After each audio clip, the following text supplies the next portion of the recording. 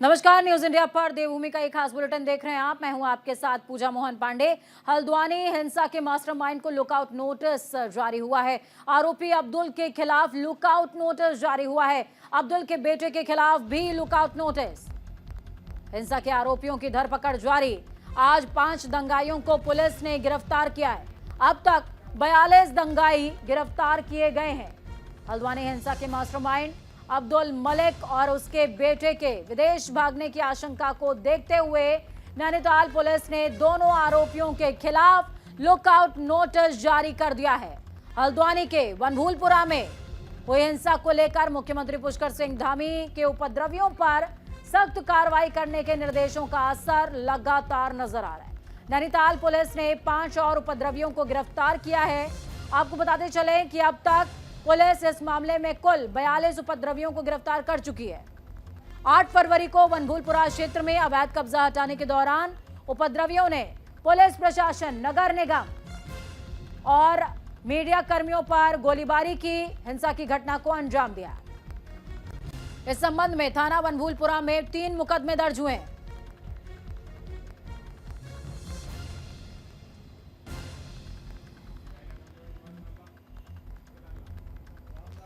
आरोपी अब्दुल के खिलाफ लुकआउट नोटिस जारी हुआ है और अब्दुल के बेटे के खिलाफ भी लुकआउट नोटिस जारी।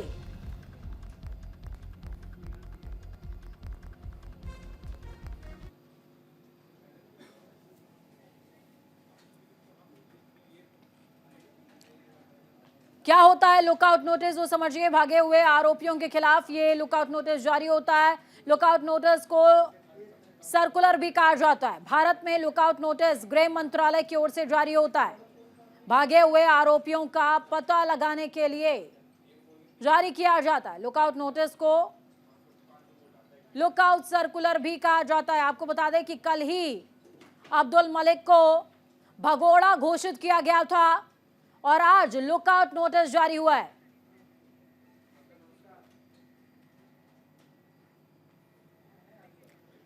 तो इस बीच हल्द्वानी दंगों से जुड़ी हुई बड़ी अपडेट आपको दे रहे हैं। एसएसपी नैनीताल ने खुलासा किया है बिहार के प्रकाश कुमार मौत से जुड़ी बड़ी खबर। प्रकाश की दंगों में नहीं हुई थी मौत। अवैध संबंधों की वजह से प्रकाश की हत्या हुई है। पुलिस कांस्टेबल की पत्नी से प्रकाश के अवैध संबंध थे। मृतक प्रकाश महिला को ब्लैकमेल कर रहा था। हत्या को दंगे में मौत दिखाने की कोशिश की गई। पुलिस आरोपियों को गिरफ्तार कर चुकी है और कोर्ट के सामने पेश भी किया गया है।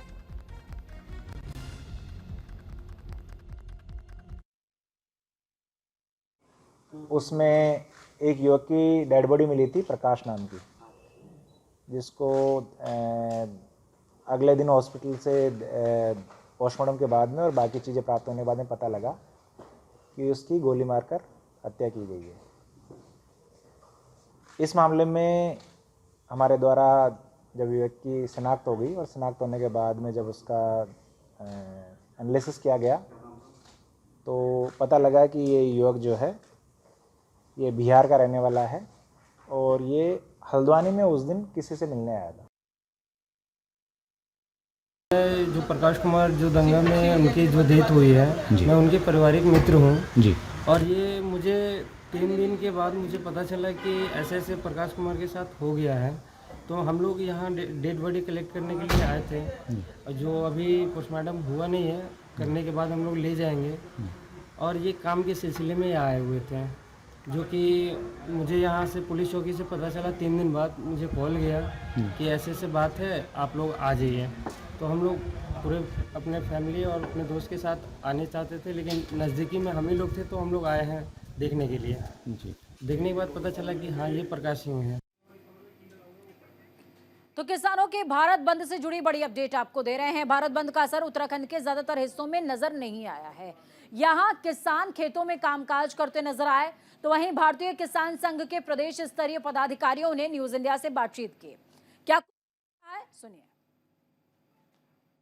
किसान संगठनों द्वारा दिल्ली के और पंजाब के कई बॉर्डरों पर आंदोलन किया जा रहा है। खासकर शंभू बॉर्डर पर ज़्यादा हालत खराब है और आज भारत बंद का आह्वान भी किया था।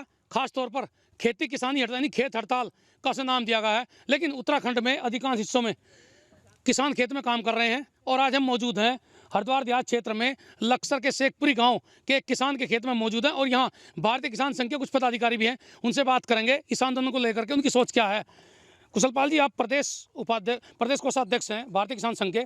मैं देख रहा था आप खुद अपने खेत में खाद डाल रहे, जो जैविक खाद होती है, काम कर रहे हैं आप। तो एक तरफ किसान आंदोलन कर रहे हैं, क्या सोच रखते हैं आप इस आंदोलन को लेकर? भाई साहब, हम लोग तो अपने खेत में काम करते हैं और क्या नाम, अभी हम कोई हमारी हड़ताल नहीं, हम राष्ट्रवादी आदमी हैं और भारतीय किसान संघ संसार का बहुत बड़ा संगठन है। इससे बड़ा कोई संगठन हो नहीं सकता, क्योंकि हमारी सदस्यता 1.5 करोड़ के लगभग है पूरे मतलब भारत की। इतनी सदस्यता किसी भी मतलब कोई संगठन की नहीं है। और रही पंजाब के किसान की बात, अरे पंजाब में तो 391 मिल रहा, वहाँ तो देखो कितना भाव, मतलब गन्ने उसका, धान का, गेहूं का कितना बढ़िया भाव मिल रहा, और हमसे भी मतलब 10 रुपये 20 रुपये फालतू मिल रहा है वहाँ से भाव। तो उनको तो बिल्कुल भी हड़ताल नहीं करनी चाहिए। और मैं तो क्योंकि उनकी ऐसी बू आती है जैसे मैं राजनीति से प्रेरित हूँ, और हम लोग भारतीय किसान संघ इसमें कोई भी सहयोग नहीं करते। भारतीय किसान संघ के एक और पदाधिकारी सुधीर चौधरी हैं, जो बड़े किसान भी हैं लक्सर गाँव के। सुधीर जी, आपकी क्या सोच है इस आंदोलन को लेकर के? आज तो भारत बंद का आह्वान भी किया था। भारतीय किसान संघ, इस जो ये आंदोलन चल रहा है किसानों का, किसान यूनियन का, ये राजनीति से प्रेरित है। भारतीय किसान संघ इसका कतई समर्थन नहीं करता। रही बात, हम राष्ट्रवादी लोग हैं अपने संगठन में और हमें अच्छा मूल्य मिलना चाहिए। ठीक है, हमारा भी एक नारा है कि अन्न के हम भंडार बनेंगे लेकिन कीमत पूरी लेंगे। तो सरकार समय समय पर हमारा वार्ता होती रहती है और हमारा उम्मीद है कि इसका कोई ना कोई हल निकलेगा। जिस तरह से किसान इस बार ट्रैक्टर समर्थन नहीं करते, ट्रैक्टर को मॉडिफाई करके लाए हैं, आप देख रहे हैं कि अगर वो ड्रोन से उड़ा रहे तो ये पतंग से उनके ड्रोन नीचे गिरा रहे, मतलब सीधे सीधे पूरी टक्कर प्रशासन को दे रहे हैं वहाँ। क्या लगता है आपको किसान इस तरह करना चाहिए? देखो, ये किसान हिंसक जो इस तरीके से कर रहे हैं, जिस तरह मॉडिफाई ट्रैक्टर ला रहे हैं, उनके ट्रैक्टर लगभग कीमत 2-3 लाख रुपए तो उन्होंने मॉडिफाई कराने में लगा रखे। तैयारी पहले की थी। हाँ, तो यार ये सोनिया जी था, ये बिल्कुल ये राजनीति से प्रेरित है, चाहे उसमें किसी भी राजनीतिक दल का हाथ हो। जसप्रीत सिंह, न्यूज़ इंडिया, लक्सर किसान संगठन।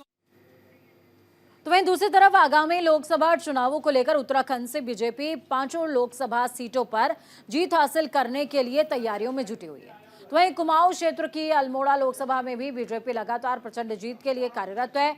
इस बात को लेकर अल्मोड़ा सांसद अजय टमटा ने कहा, लोकसभा चुनाव के लिए अल्मोड़ा सीट में शक्ति केंद्र पर काम हो रहे हैं। साथ ही उन्होंने कहा कि आजादी के बाद पहली बार कोई प्रधानमंत्री अल्मोड़ा के बॉर्डर पर आया और केंद्रीय परिवहन मंत्री नितिन गडकरी की ओर से अल्मोड़ा को रोड कनेक्टिविटी का अवसर मिला हुआ है, जो सिर्फ बीजेपी सरकार में हो सकता है।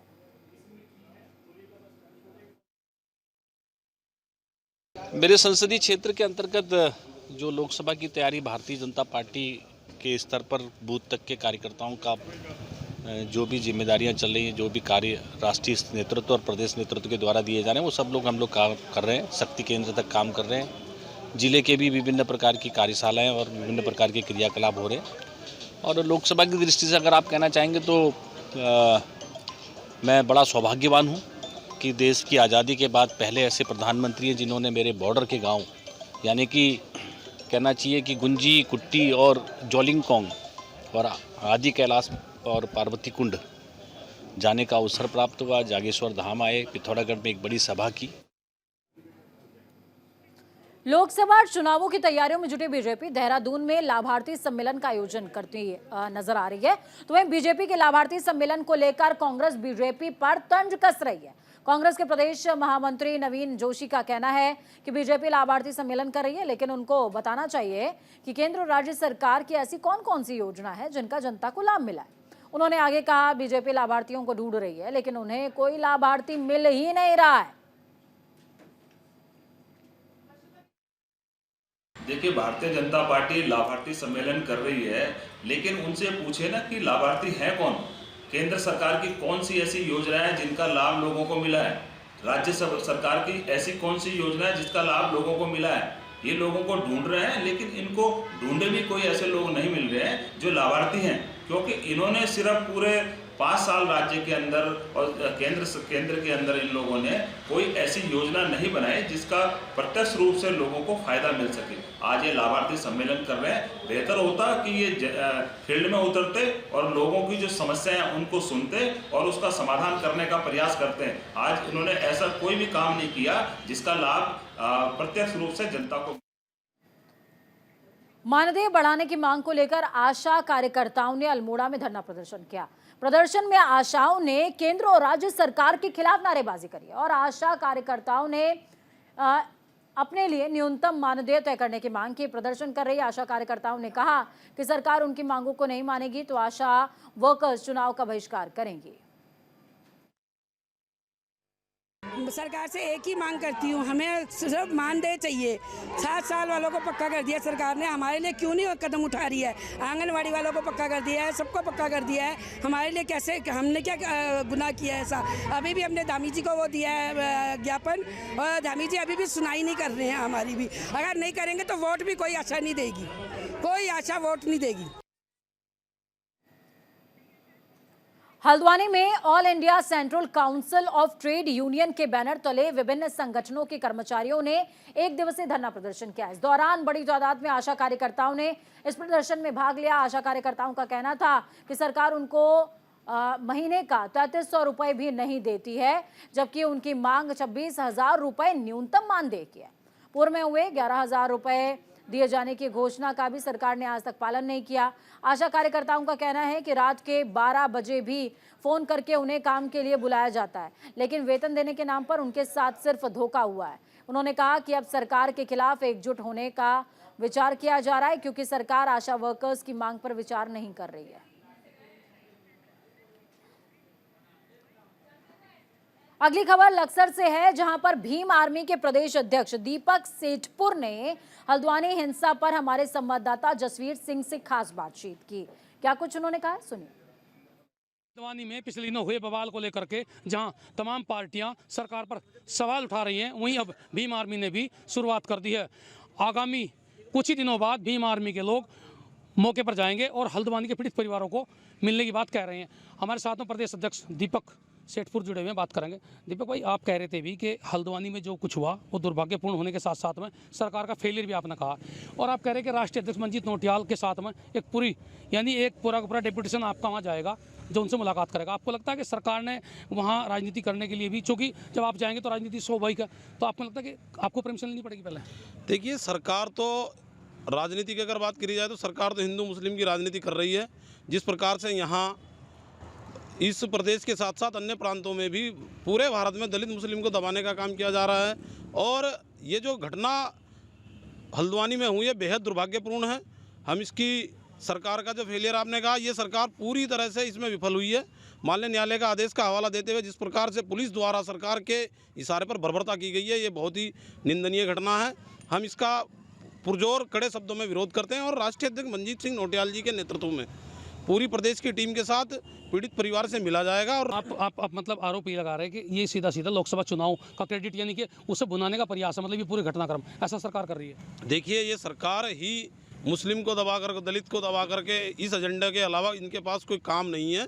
एक काम अगर कोई है तो वो बता दीजिएगा जिससे सरकार निपुणता से उस एजेंडे को लेकर के समाज के बीच जाकर के शांति सौहार्द की बात करके अपने आप को चुनाव में उतार सके। आपके खासतौर पर आपके राष्ट्रीय अध्यक्ष नौटियाल जी और आपके जाने से माहौल खराब हो सकता है, आपको लगता है ऐसा? देखिए, ये सरकार की जिम्मेदारी है। हम किसी प्रकार से उपद्रवी लोग नहीं है, हम उपद्रवी लोग नहीं है। हम अपने परिवार से मिलने के लिए ऐसा हुआ तो क्या करेंगे वहाँ से फिर आप? नहीं, वहाँ तो फोर्स लगी है, आपको पता, वहाँ से पैरामिलिट्री फोर्स भी लगाई गई है। देखिए, ये तो कंपनी अलग अलग प्रशासन द्वारा लगाई गई है, शासन द्वारा लगाई गई है, लेकिन हम अपने पीड़ित परिवार से मिलने के लिए जाएंगे। लेकिन हाँ, पक्का 17 तारीख का कार्यक्रम सुनिश्चित हो चुका है और हम लोग जाएंगे। चलिए, तो दीपक सेठपुर कह रहे हैं कि 17 तारीख निश्चित है और ये पूरी टीम के साथ जाएंगे।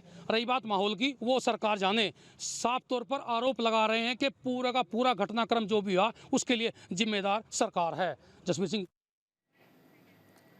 लक्सर एडवोकेट बार एसोसिएशन के वार्षिक चुनावों को लेकर के इलेक्शन कमेटी ने मतदाता सूची जारी कर दी। सूची जारी होते ही उस पर आपत्तियों का संकलन शुरू हो गया। इलेक्शन कमेटी में प्रमुख चुनाव आयुक्त एडवोकेट आदित्य प्रकाश सिंह के मुताबिक 26 फरवरी को मतदान होने जा रहा है और उसी दिन मतगणना करते हुए विजेताओं की घोषणा भी की जाएगी। 261 मतदाताओं की सूची एडवोकेट बार एसोसिएशन ने सार्वजनिक की है। आपको बताते चलें कि चुनाव को लेकर लक्सर बार सभागार में वार्षिक चुनाव ने सभी तारीखों के तहत प्रक्रिया निर्धारित की गई है। आज हमने इसमें वोटर लिस्ट जो थी बार जो हमारे इसकी बार की वो हमने चस्पा कर दी गई है। उस पर आपत्ति मांग रही है किसी का नाम गलत हो, रोल नंबर गलत हो, एनरोलमेंट नंबर गलत हो, उसके लिए हम अपना बताएं और हम उसकी 15 तारीख में उसका निर्धारण होगा। 15 में फिर फाइनल लिस्ट जारी कर दी जाएगी। चुनाव 26 तारीख को 16/2 से 16/17 2 दिन हमने पर्चे बेचने की तारीख रखी, नामांकन पत्र खरीदने की तारीख है और 18 में फिर वो जमा करने की तारीख है। रुड़की के ज्ञानदीप आश्रम के महामंडलेश्वर स्वामी यतीन्द्रानंद ने बयान दिया। उन्होंने कहा कि दुबई में बड़े मंदिर के निर्माण से सनातन धर्म को बड़ी राहत मिली है और अब बहरीन में भी BAPS मंदिर का निर्माण होगा। मुस्लिम देशों में भी सनातन धर्म की शुरुआत तेजी के साथ होनी शुरू हो गई है। जल्दी मुस्लिमों की सबसे बड़ी कंट्री सऊदी अरब में भी जल्दी एक मंदिर अस्तित्व में आने वाला है, जिसको देखकर लगने लगा है कि विदेशों में भी अब सनातन धर्म का प्रचार जोरों शोरों से हो रहा है और ये सब सिर्फ PM नरेंद्र मोदी के राज में ही संभव हो पा रहा है। सनातन धर्म ही मानवीय धर्म है, मानवता का धर्म है और वर्तमान में हमारे देश के प्रधानमंत्री श्री नरेंद्र दामोदर मोदी जी ने और सनातन धर्म को पूरी प्रखरता के साथ विश्व में वो स्थापित कर रहे हैं। दुबई के अंदर जो मंदिर का अभी उन्होंने उद्घाटन किया है, बड़ा भव्य दिव्य वह मंदिर बना है। दुबई जैसा देश जहाँ पर किसी अन्य धर्म की बात नहीं हो सकती थी इस्लाम को छोड़कर, आज वहाँ मंदिर बना है। दुबई के शेख उसके उद्घाटन में सम्मिलित हो रहे हैं। बहरीन में बनने जा रहा है। धीरे धीरे प्रत्येक मुस्लिम देश में भी और सनातन संस्कृति के मंदिर बनेंगे, क्योंकि सनातन सबको आत्मसात। उत्तराखंड STF को बड़ी कामयाबी हाथ लगी, जहां पर ऑनलाइन झांसा देकर 21 करोड़ रुपए की ठगी करने वाले आरोपियों को STF ने अपनी गिरफ्त में ले लिया। पीड़ित की शिकायत पर मामला दर्ज करते हुए 2 आरोपियों को कर्नाटका और केरल से गिरफ्तार किया गया, जबकि तीसरे आरोपी को महाबलेश्वर महाराष्ट्र से गिरफ्तार किया गया है। इसके संबंध में बताते हुए STF SSP आयुष अग्रवाल ने कहा कि इन्वेस्टमेंट स्कीम में पैसा डबल करने का झांसा देकर ये आरोपी लोगों को बेवकूफ बनाया करते थे। इस मामले में 2 आरोपियों को पहले ही गिरफ्तार किया जा चुका है और अब तीसरे आरोपी को भी महाराष्ट्र से गिरफ्तार करने में सफलता हासिल हुई है। आपको बताते चले कि इन आरोपियों के खिलाफ देश भर में 3200 से ज्यादा शिकायतें दर्ज हैं। इन्होंने 21 करोड़ की ठगी लोगों से की है। पिछले वर्ष एक शिकायत हमारे साइबर क्राइम पुलिस स्टेशन को प्राप्त हुई थी, जिसमें कि शिकायतकर्ता के साथ में 1 करोड़ रुपए की धोखाधड़ी की गई थी। और ये जो धोखाधड़ी थी ये किसी इन्वेस्टमेंट स्कीम में पैसा लगाने कर और उसमें अच्छा रिटर्न देने के नाम पर की गई थी। इसमें हमारे द्वारा FIR लिखकर इन्वेस्टिगेशन की जा रही थी। पूर्व में 2 अभियुक्तों को इसमें गिरफ्तार किया गया था, जिसमें से एक की गिरफ्तारी केरला से हुई थी और एक की कर्नाटका से हुई थी। उसी इन्वेस्टिगेशन को आगे बढ़ाते हुए हमारे द्वारा एक और मुख्य अभियुक्त को महाबलेश्वर महाराष्ट्र से गिरफ्तार किया गया है। मसूरी के होटल के सभागार में कार्यक्रम आयोजित किया गया। इस कार्यक्रम में उत्तराखंड की लोक गायिका रेशमा की नई एल्बम का विमोचन हुआ। ये विमोचन कार्यक्रम बीजेपी युवा मोर्चा के राष्ट्रीय उपाध्यक्ष नेहा जोशी ने आयोजित किया था। इस एल्बम में उत्तराखंड की संस्कृति को दर्शाया गया है, जिसमें खुद रेशमा शाह ने अभिनय किया है। रेशमा शाह ने गीत पसंद आने की उम्मीद भी जताई है। साथ ही उन्होंने बताया कि उत्तराखंड की संस्कृति को वो वैश्विक स्तर पर रखने का प्रयास कर रही हैं। विदेश दौरे पर जाकर बाहरी लोगों को उत्तराखंड की संस्कृति से रूबरू कराती हैं। आपको बता दें कि रेशमा शाह को राष्ट्रीय पुरस्कार भी मिल चुका है। इस जौनपुर क्षेत्र की संस्कृति, उत्तराखंड की संस्कृति को दुनिया में पहुंचाने का बहुत अच्छा आज तक काम किया है और मैं तो यही कहूँगी कि आने वाले समय में भी अभी कई देशों का दौरा ये करने वाले हैं और हमारे यहाँ के जो जागर हैं, हमारे जो गीत हैं, वो पूरी दुनिया में आज इनके माध्यम से फैल रहे हैं। तो मैं तो यही कहूँगी कि आने वाले समय में हमारे देश के जो बड़े सम्मान हैं, पद्मश्री रेशमा शाह, ऐसा मेरा सपना है कि मेरी बहन को भी ये सम्मान मिले। और जिस तरीके से मोदी जी देश के कोने कोने से प्रतिभाओं को खोज के निकाल रहे हैं, तो ऐसी एक प्रतिभा हमारे जौनपुर क्षेत्र में भी है और उनको आगे बढ़ाने का काम हम आज मेरी एक जो मीडिया के साथ एक कॉन्फ्रेंस है, मेरी ददानी एक एल्बम जो मैंने गाई है, उसमें पहाड़ की मैंने बहुत सारी चीज़ें ऐसे हैं जो हमारे पहाड़ों में, जैसे भेड़ का हमारा पालन होता है, पशुपालन हमारा एक व्यवसाय भी है पहाड़ों में, क्योंकि भेड़ पालना। तो उसी पे मैंने जो हमारे पौराणिक बुजुर्ग लोग जो मैंने देखा है, मेरे दादा लोग, मेरे पिताजी लोग, तो ये गाँव में जो हम जो कार्य करते हैं अपने क्षेत्रों में, मैंने उसमें ये गाना बनाया कि एक पहाड़ की बहू होती है, जो हम जिसे हम भाभी या पहाड़ में हमारे यहाँ कुछ लोग बहू भी बोलता, तो वो गीत मैंने गाया है और उसमें मैंने पहाड़ की हर चीज़ को फिल्माया गया है। तो देवभूमि में फिलहाल खबरों का सफर यहीं तक। बुलेटिन के उस पार ताज़ा अपडेट्स के लिए देखते रहिए न्यूज़ इंडिया, क्योंकि हम हैं राष्ट्र की आवाज़। नमस्कार।